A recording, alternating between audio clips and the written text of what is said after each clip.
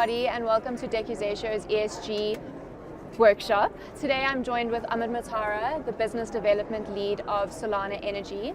And today we're going to just be focusing on ESG goals and how to better equip corporates with their ESG strategies to find the best solutions.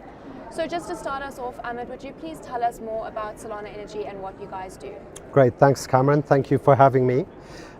So Solana Energy is a business-backed solar business.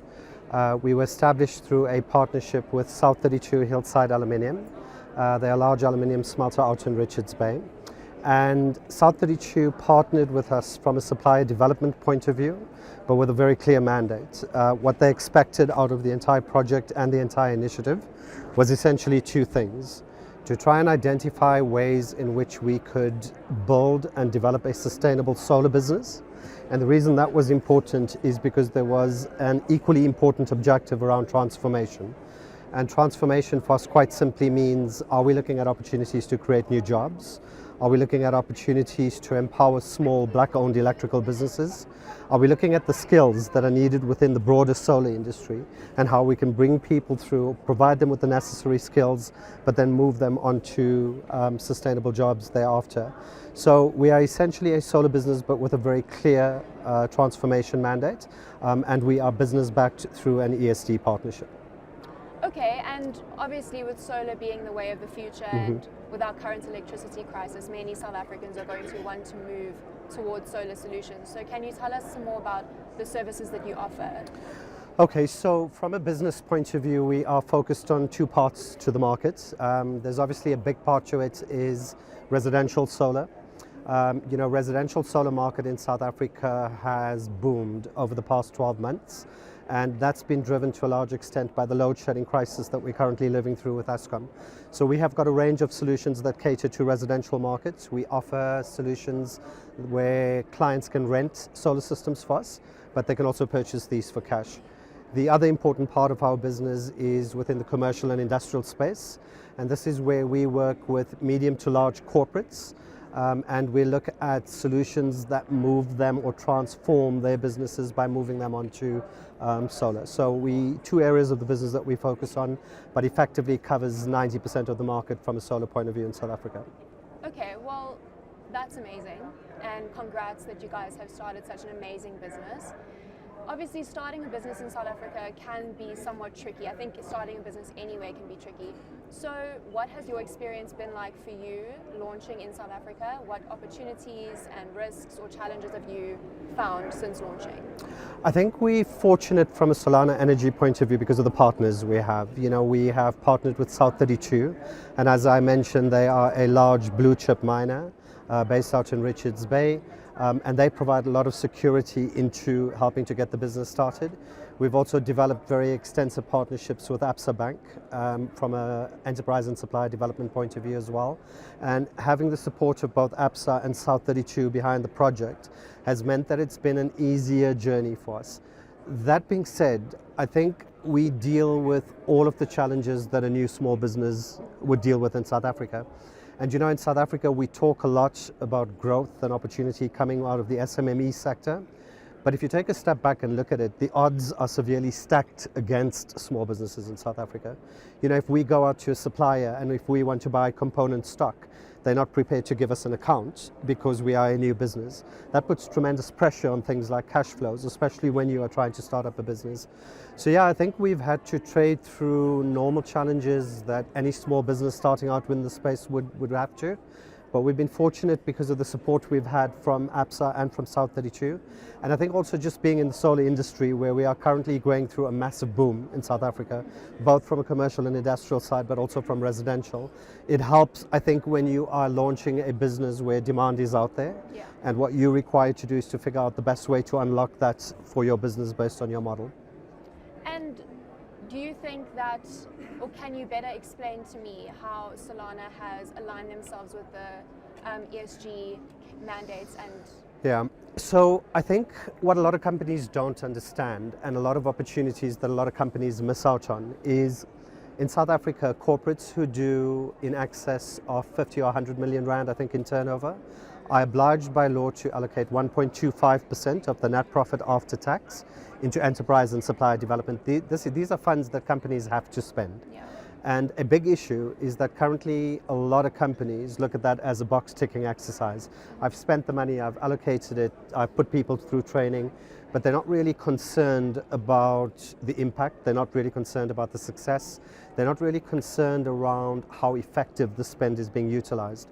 And I think what's worked beautifully within Solana Energy as an example for a lot of other corporates to look at is how ESD partnerships, so partnering with corporates through enterprise and supplier development, could help companies achieve their ESG goals. Okay. And I'll use a couple of examples to illustrate what I'm talking about.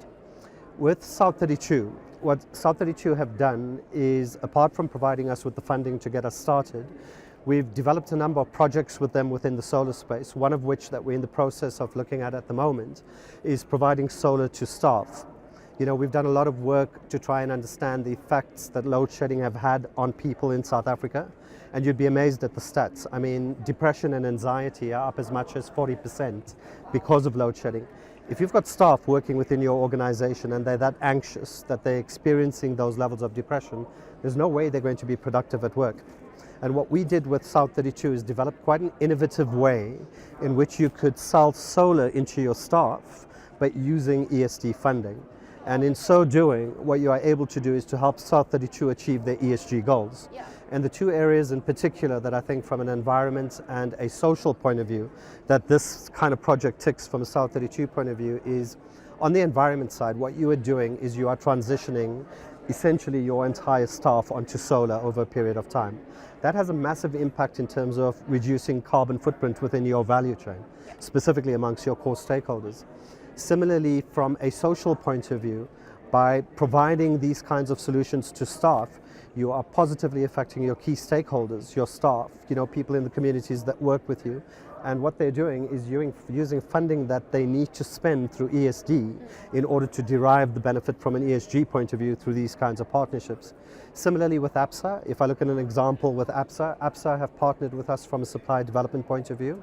One of the important projects that we're rolling out for them is taking on organizations like orphanages, taking on organizations like feeding schemes.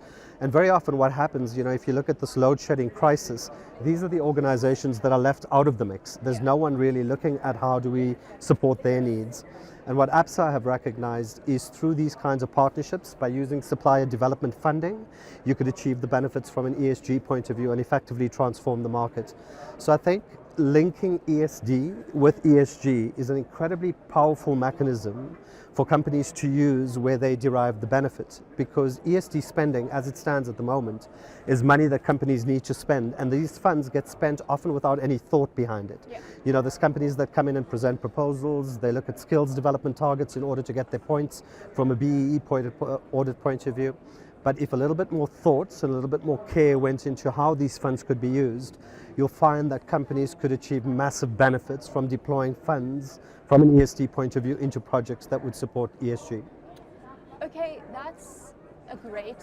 I think that's a great way for businesses to get further involved with the community, Sure. right? And you also, I mean, I've recently read that Solana has done a few installations in KZN for underprivileged communities to Yep. further allow them to carry on existing and Yep. completing their jobs. So can you tell us some more about other things that you might have done where you've used impact in terms of furthering? So I think, I mean, just, you know, if I could summarize, we launched Solana Energy in September last year. We're effectively about a year old.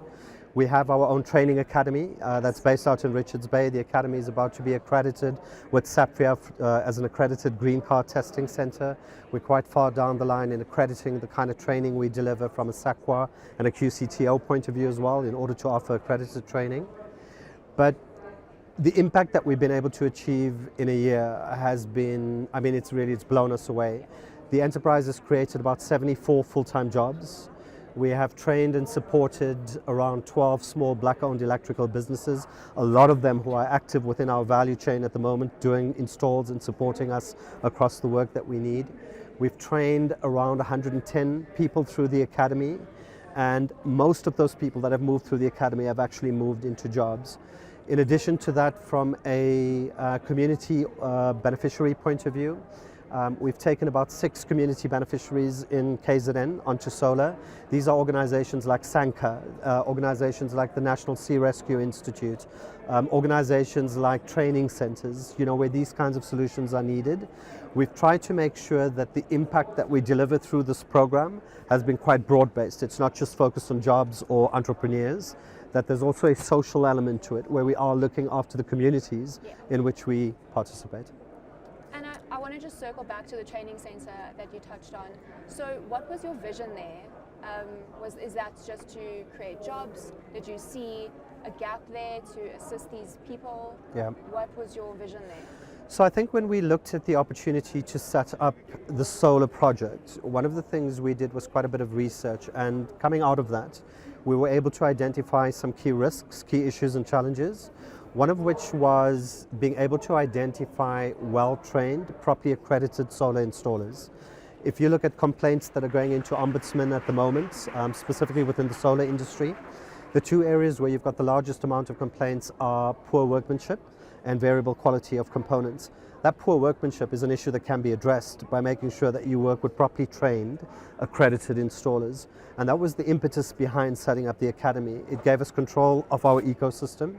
It also allowed us to prescribe the level at which we would train, the level at which we would certify, and the level at which we would qualify and accredit installers.